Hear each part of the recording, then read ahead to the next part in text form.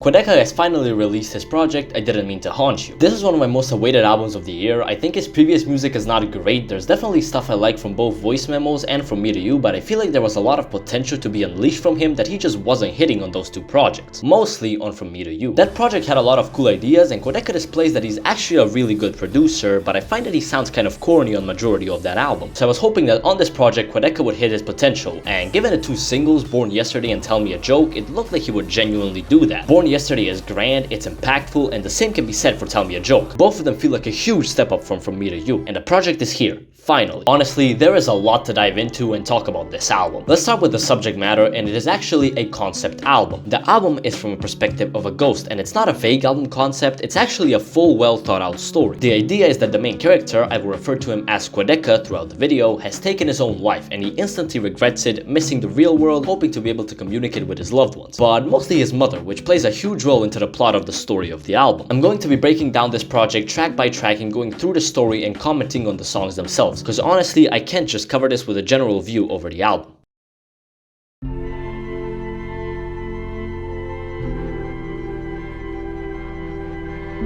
The intro, Sorry for Dying, opens up with Quadeca speaking right after he has taken his own life. He clearly regrets it, which is made clear by the lyrics. The lines, reach through the walls, I try to scream, it won't come out, sorry for dying, I just wanna hold you without haunting, honestly hits really hard. And we see that he's talking about someone, not clear who it is yet, but I would assume it is either his mother, someone close to him, or a partner, but that does get more clear as the project goes on. In general, for the sound of this track, it sounds foggy, grand, and just beautiful. I like the part after the chorus and the verse that sounds empty with his vocals repeating ahs.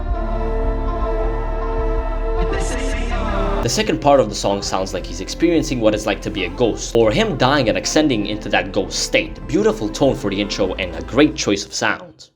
The intro is followed up by Tell Me a Joke, a song where he is now officially a ghost. It sounds like he's looking back on his life, either moments before cutting his life short or now that he's in the afterlife as he's looking over people or haunting people who saw him as a joke. He's still regretting it though, saying how he kinda took his life for granted and that being a ghost is maybe not what he expected it to be, and he describes it in a pretty painful way, I have to say. How can it be? It's a setup, the punchline is me. Obviously being disappointed and feeling played by what the stage afterlife feels like. The song sounds beautiful, I really like the song structure and how the chorus gets more intense each time. Again, I love the tone of the song and think it's a great follow. The lyrical theme here is pretty scattered, but I think it does manage to get its point across and continue the story.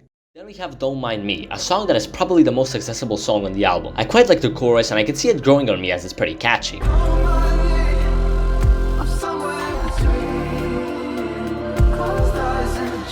I like the outro and it sounds beautiful, sprinkled with bliss, but the subject matter of the song is actually quite the opposite. He talks about watching people mourn his death, I would assume his mom or a partner. I like how on the chorus he says he's somewhere in between certain things like anesthesia and a coma. I think that line hits really well, and honestly it's a really interesting thing to try and imagine. He's watching over people who are looking back at pictures of him, opening his jaws, etc. This leads to me believing he's speaking about his mother. Probably my least favorite track so far sound wise, but I still think it's great and it's pretty important for the story, and I love how it paints images very clearly with his lyrics, or should I say guides you to imagine things.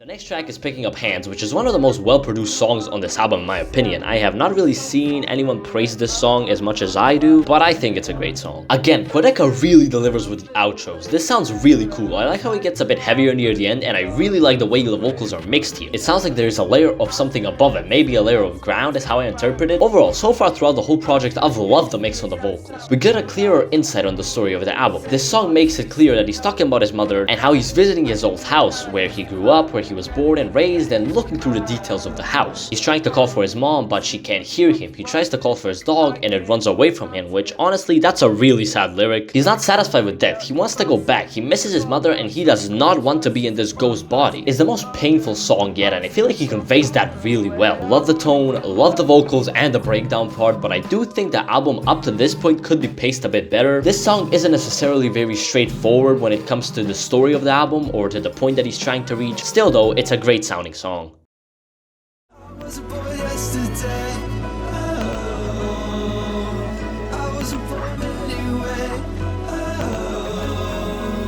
And right after I say that, the next song is Born Yesterday, which is the most straightforward song up to this point on the album, and definitely helps with the issue I had with the pacing of the album. It's considerably louder than the rest of the songs. The song is clearly about his mother, going over how he sees that she misses him. Even though she acts like she's okay after his death, he's been following her, he's been haunting over her in his old house, and he's been around her at all times after his death, and he knows she's not handling it well.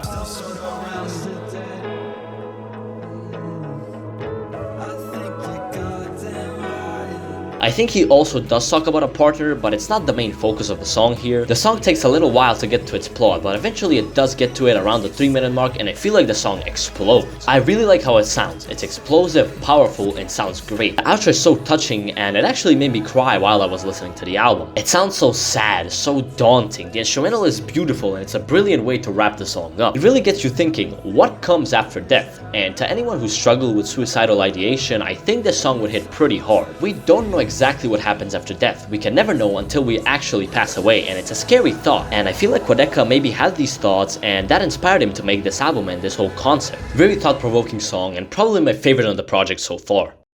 Born Yesterday is followed up by The Memories We Lost in Translation, which is the shortest song on the whole album. And as much as I do think it sounds beautiful and helps add to the sad feeling of the album by having clips of Quadeca as a child on the outro, it's not clear up to this point how this song is important to the plot of the album and to the story.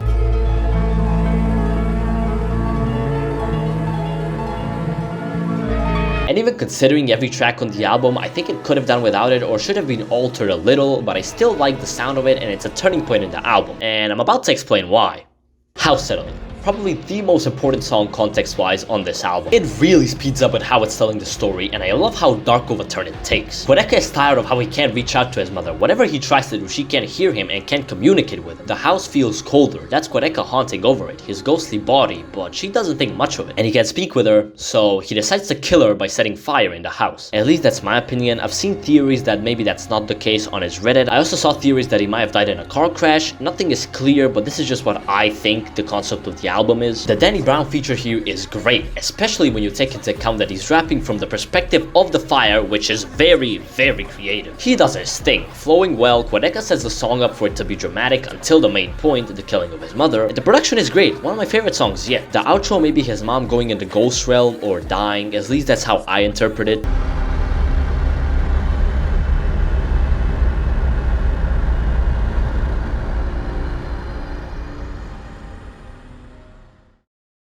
Knots, a song that absolutely blew me away on first listen. I'm talking like jaw on the floor type of shit. One of the craziest songs I've heard this year. It sounds angry, fast, harsh, heavy, and there are plenty of segments and switches and evolutions to the instrumental that make it a really crazy and entertaining listening experience. This is maybe my favorite track yet. It helps a lot with the pacing of the album, which I don't think is an issue anymore. Quadeca in this song is, I assume, talking directly to his mother, although it is a little bit unclear. He's telling her why he killed himself now that she is also dead. He's angry, and the sound of the song definitely reflects that. He's talking about how his death is impacting people that he's been looking over as a ghost. They can't speak about him. His name becomes something they stutter over or skip over. Stories ending with never mind when they speak of it. Amazing, amazing, amazing track. Very Death Grips inspired, and I can imagine MC Ride over this, and I think he would have done great. Sadly, I think it's kinda impossible to get an MC Ride feature though.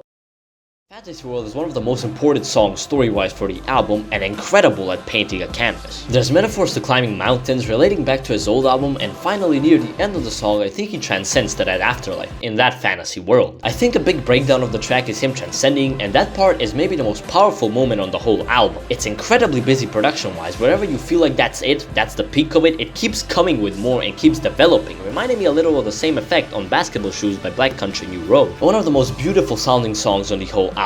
Sound-wise, this is amazing. It takes a little while to kick in, but when it finally drops into the breakdown, it sounds great. The outro is maybe a little too long, but I like the image it portrays, so I don't mind it, and it isn't a complaint, just a small nitpick. The lyrics, "I'm so bored, I could be so much more than I am, I need to go," are really sad and heavy-hitting, and I think it could have a double meaning. That might have been his thought process while he was still alive when he was considering cutting his life short.